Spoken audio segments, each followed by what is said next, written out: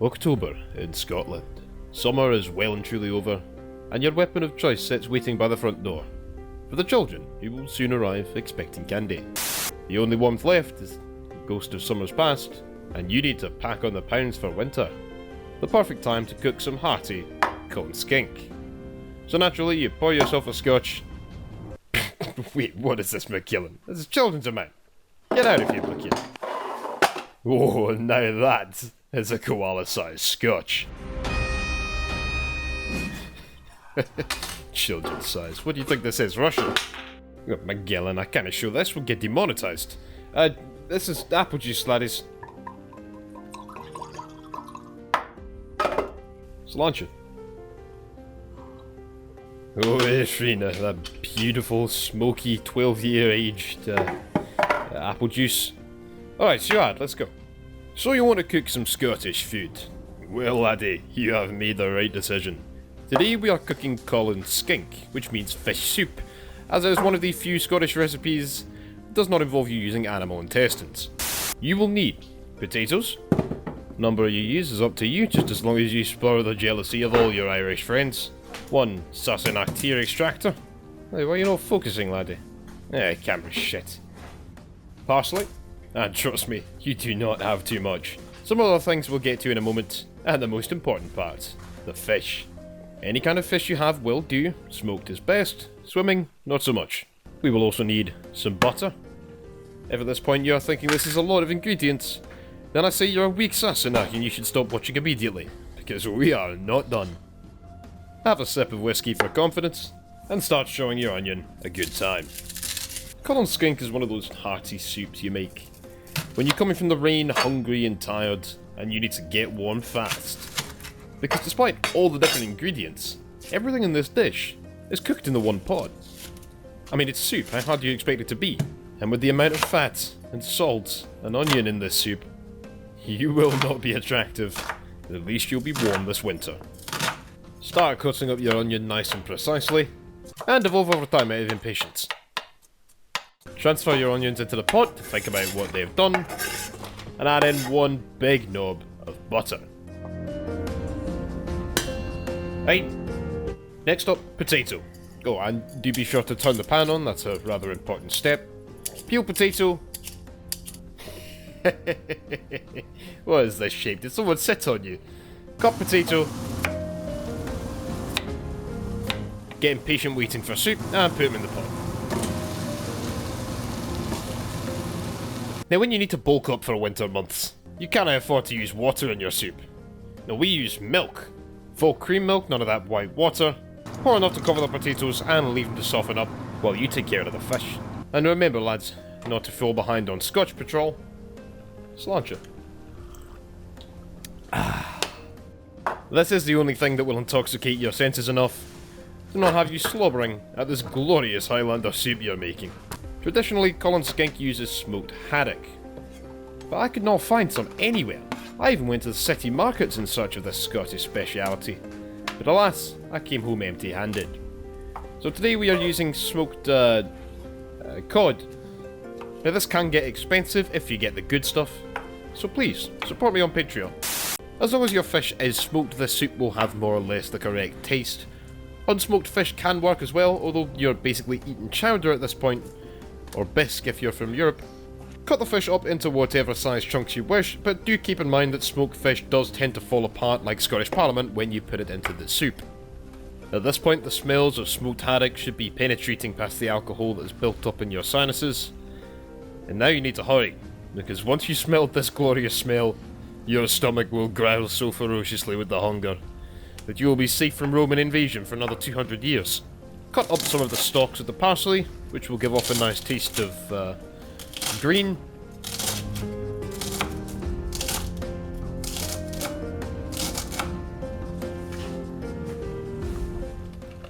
Yes, very nice. I saw that potato buck carrying hiding in there. Now, before we add the fish of questionable species into the soup, we have to mash the potato a wee bit. Not so much that it becomes one with the soup, but just enough that you get a smooth, creamy soup and potato mixture.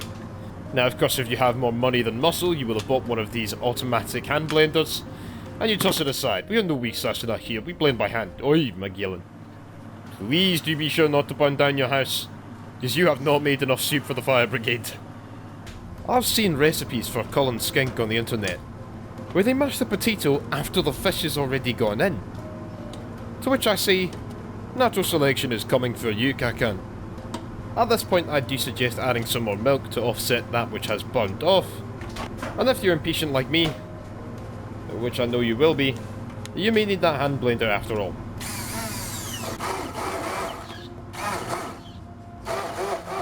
Just a little bit, very nice.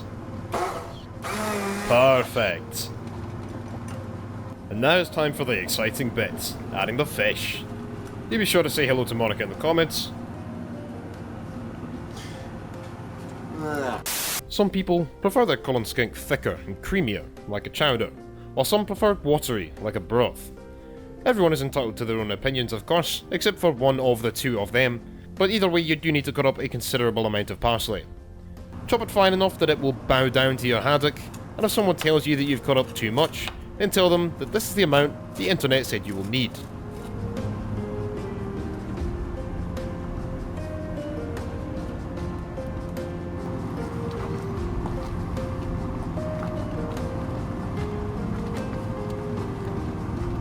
Open up a tub of single cream, and Magellan.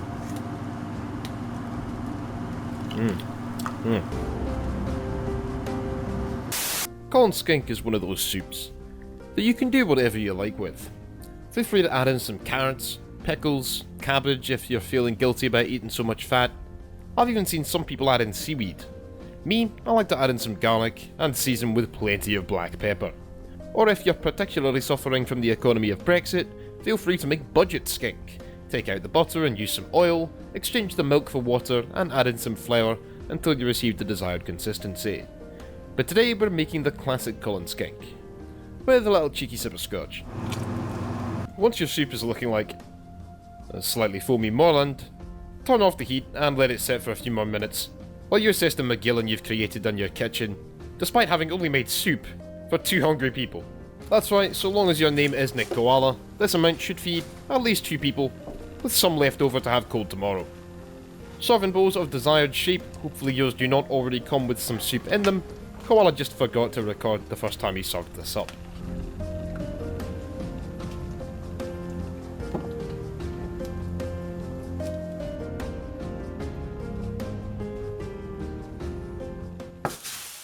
Ah, crap.